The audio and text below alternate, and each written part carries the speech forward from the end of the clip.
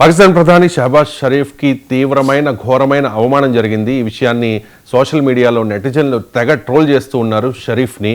రీసెంట్గా international forum of piece and trust సమావేశాలకు హాజరయ్యారు షహబాజ్ షరీఫ్. ఆ సమావేశానికి పుతిన్ కూడా హాజరయ్యారు. ఒక 40 minutes టైం ఇచ్చారు పుతిన్, బట్ పుతిన్ రాలేదు షహబాజ్ షరీఫ్ని కలవడానికి.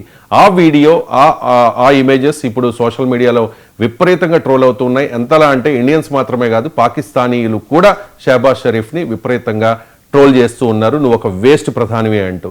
ఎందుకు పుతిన్ షహబాజ్ షరీఫ్ని కలవడానికి ఇంట్రెస్ట్ చూపించలేదు అంటే ఏం చెప్తారు?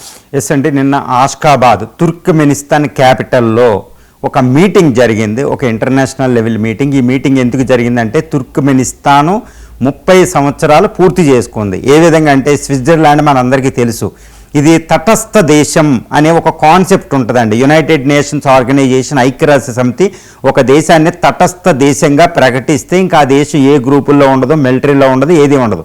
అదేవిధంగా స్విట్జర్లాండ్ లాగా తుర్క్మెనిస్తాన్ 30 సంవత్సరాలు పూర్తి చేసుకుంది, ఒక తటస్థ దేశంగా ప్రకటింపజేసుకుని. దాన్ని పురస్కరించుకుని తుర్క్మెనిస్తాన్ క్యాపిటల్ అంటే సెంట్రల్ ఏషియాలో ఉంటుంది, ఈ క్యాపిటల్ ఆష్కాబాద్లో ఒక మీటింగ్ జరిగింది. దీనికి పుతిన్, టర్కీ అధ్యక్షుడు, పాకిస్తాన్ ప్రధాని, ఇలా కొంతమంది లీడర్లు అక్కడ అటెండ్ అయ్యారు ఆ 30 సంవత్సరాల ఉత్సవాన్ని పూర్తి చేయడానికి.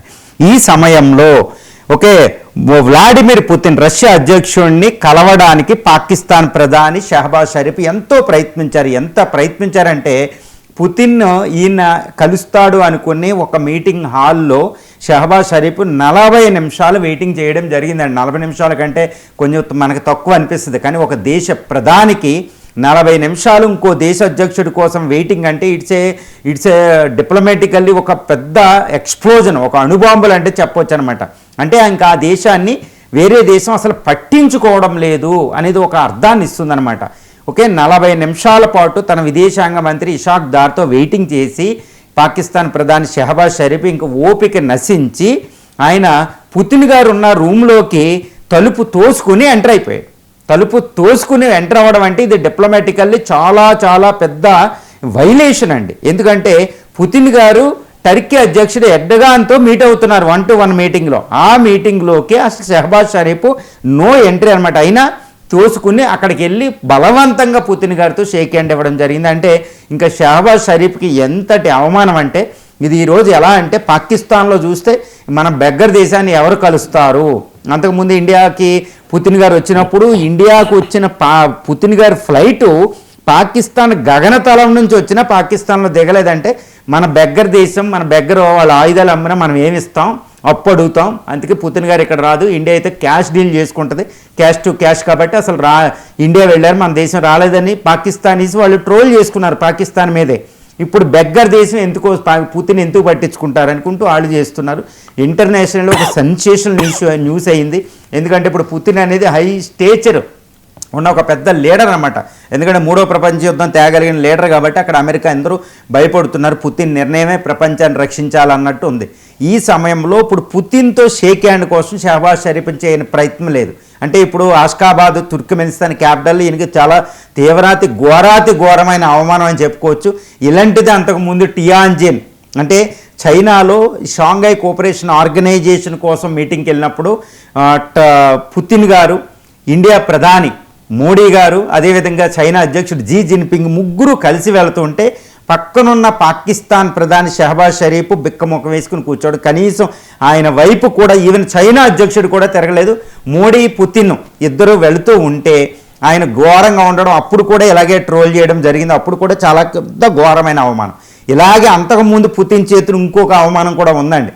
పుతిన్ గారు షహబాజ్ షరీఫ్ని మీట్ అవుతే పక్క సీట్లలో కూర్చుంటే షహబాజ్ షరీఫ్ మైకు పెట్టుకోవడం కూడా రాలేదు చెవిలో. దారుణమైన పరిస్థితి. ఎందుకంటే ఆయన రష్యన్ భాషలో ట్రాన్స్లేట్ చేసే మైక్ ఉంటుంది అనమాట. అది పెట్టుకోలేక దారుణమైన పరిస్థితిలో మళ్ళీ చాలాసేపు వెయిటింగ్ చేస్తే పుతిన్ గారు ఘోరంగా వెకిలి నవ్వారు, ఇది కూడా రాదా నీకు అన్నట్టు. అప్పుడు కూడా ఘోరమైన అవమానం. అదే మనం మోడీ గారు అక్కడ ఉంటే ఆయనే పుతిన్ గారి లీసా మైక్ చెవిలో పెట్టి హెల్ప్ చేద్దరేమో. సో ఇక్కడ ఘోరమైన ఇలాగా షహబాజ్ షరీఫ్కి ఘోరమైన అవమానాలండి. అసలు ఈ అవమానాలు ఎందుకు జరుగుతాయంటే ఆ దేశానికి ఉన్న విలువ. ఇప్పుడు పాకిస్తాన్ది ఎలా అంటే ఒక ఫెయిల్డ్ స్టేట్ అంటారు. ఒక బనానా స్టేట్ అంటారు, ఒక జెల్లీ స్టేట్ అంటారు, ఒక terrorist home of the terrorism, international terrorism పుట్టిన దేశం అది. మళ్ళీ ఇప్పుడు ఇంకోటి ఏంటంటే ఒక బెగ్గర్స్ కంట్రీ అనమాట. ముస్లిం తన తోటి సహోదర ముస్లిం దేశాలైన యుఏఈ, తర్వాత సౌదీ అరేబియా, ఇంకా కొన్ని దేశాలు పాకిస్తానీ సిటిజన్స్ని నిషేధించిన, వీసా క్యాన్సిల్ చేసింది ఈ మధ్యన దుబాయ్ ఏరియాలో, ఎందుకంటే పాకిస్తాన్ నుంచి బెగ్గర్స్ వస్తున్నారని. అదే సౌదీ అరేబియా అయితే వార్నింగ్ కూడా ఇచ్చింది, మీ దేశం నుంచి బెగ్గర్లు పంపితే మాత్రం దారుణంగా ఉంటుందని. తర్వాత పిఐఏ అంటే పాకిస్తాన్ ఇంటర్నేషనల్ ఎయిర్లైన్స్ వచ్చే విమానాలను పరిశీలించి మరీ పంపిద్ది సౌదీ అరేబియా అండి. మక్కా ఈ ప్రాంతాలు చాలా దారుణమైన పరిస్థితి. సుమారు చెప్పాలంటే 22 మిలియన్, అంటే పాకిస్తాన్లో 24 కోట్ల జనాభాలో 2.2 కోట్ల మంది బెగ్గర్స్ అంటండి. ఇది క్యాలిక్యులేషన్స్ అనమాట. అంటే ఏంటంటే అంతటి ఘోరమైన ఎకానమీ, ఘోరమైన పరిస్థితి అనమాట. ఈ ఎకానమీ పరిస్థితి బాగాలేదు కాబట్టి, రాజకీయంగా విచ్ఛిన్నం అయిపోయింది కాబట్టి, ఎక్కడికక్కడ ఇప్పుడు బలూచిస్తాన్ నుంచి, నార్త్ వెస్టర్న్ ఫ్రాంటియర్ ప్రావిన్స్ నుంచి, సింధు నుంచి, పీఓకే నుంచి ఎక్కడికక్కడ ప్రొటెస్టులు ఉన్నాయి. రాజకీయంగా సుస్థిరత లేదు. అసీం మున్నీర్ ఒక సైన్యాధ్యక్షుడు అయిపోవడం, ఎలక్షన్కి విలువ లేదు, ప్రజాస్వామ్యం లేదు కాబట్టి ఆ దేశానికి అసలు ఇంటర్నేషనల్లీ విలువ లేదు. అదే పుతిన్ గారు ఇక్కడ సందేశం ఇచ్చారన్నమాట. అసలు షహబాజ్ షరీఫ్ని అసలు కలవడానికి ఇష్టం లేదంటే ఘోరమైన అవమానం చెప్పుకోవచ్చు. రెండు, ఇంకొక అతిపెద్ద రీజన్ అంటే రీసెంట్గా పుతిన్ గారు ఇండియా రావడం జరిగింది. ఇంతటి యుద్ధం చేస్తున్న యుద్ధం మధ్యలో అయిన పుతిన్ గారు ఇండియా వచ్చి 2 రోజులు స్పెండ్ చేశారంటే పరిస్థితి ఊహించుకోవచ్చు. ఎన్నో ఒప్పందాలు జరిగినాయి. ఇలాంటి సమయంలో షహబాజ్ షరీఫ్కి షేక్ హ్యాండ్ ఇవ్వడం అంటే ఇండియన్స్ని కవ్వించినట్టు, ఇండియన్స్కి కోపం తెప్పించే విషయం. మోడీ గారికి కోపం రాకపోయినా ఇండియన్స్కి అయితే కోపం వస్తుంది. ఎందుకంటే మోడీ గారిని ఎక్కువ లైక్ చేస్తున్నారు ఇండియాలో. ఇప్పుడు is one of the celebrity figures in India అండి అంతటి. కాబట్టి పాకిస్తాన్ ప్రధానితో షేక్ హ్యాండ్ అంటే ఇండియన్స్ కూడా ఏదోలా అనిపిస్తుందనే ఇలాంటి చిన్న విషయాన్ని మిస్టేక్ కూడా చేయకుండా పుతిన్ గారు జాగ్రత్త పడ్డారు. ఇది పాకిస్తాన్కి ఇంటర్నేషనల్ వేదిక మీద అతిపెద్ద ఘోరమైన అవమానం. ఇది పుతిన్ తో పెట్టుకున్న భారత ప్రధానితో ఇద్దరూ కూడా ఒకటే అనే ఒక అద్భుతమైన సందేశం ఇక్కడికి వెళ్ళింది.